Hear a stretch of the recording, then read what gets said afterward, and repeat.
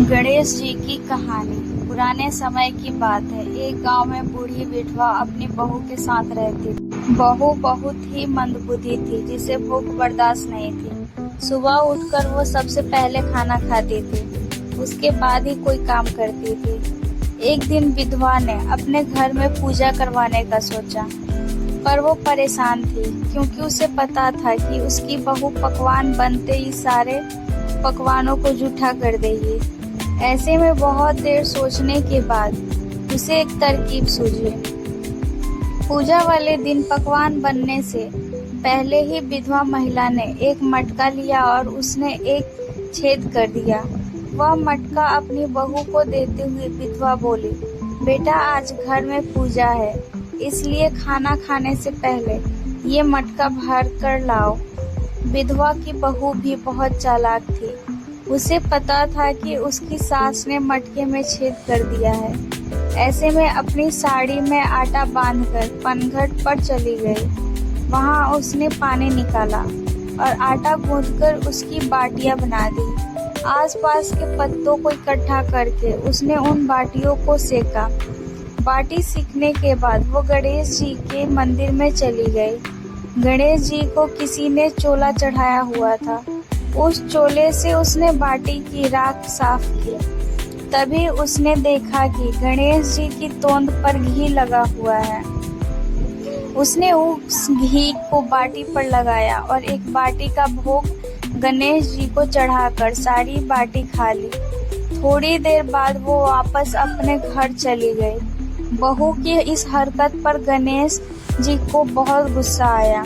गुस्से में उन्होंने अपनी नाक पर उंगली चढ़ा ली। अगले दिन जब गांव वालों ने देखा कि गणेश जी ने अपनी नाक पर उंगली रखी हुई है, तो वे सभी उन्हें मनाने में लग गए। गांव वालों ने तरह तरह के पकवानों के भोग लगाए, पर भगवान ने अपनी नाक से उंगली नहीं हटाई। गांव के राजा को जब यह बात पता चली तो राजा ने बड़े बड़े पंडितों और ज्योतिषियों को बुलवाया और हवन करवाया, लेकिन गणेश जी फिर भी नहीं माने। परेशान होकर राजा ने ऐलान करवाया कि जो भी इंसान गणेश जी की नाक पर से उंगली हटवा देगा, उसे इनाम के तौर पर 5 गांव दिए जाएंगे। इस घोषणा के बाद गांव के सभी लोग गणेश जी को मनाने में लग गए, पर कुछ फायदा नहीं हुआ। एक दिन विधवा की बहू बोली, अगर सभी लोग मुझे आज्ञा दे तो मैं गणेश जी को मना सकती हूँ।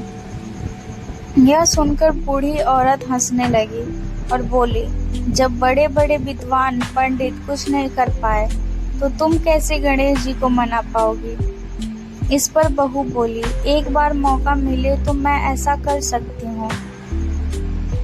तभी गांव के एक आदमी ने बोला, जब आपको मौका मिला है तो इस औरत को भी एक मौका मिलना चाहिए। गांव के सभी लोग इस बात पर राजी हो गए।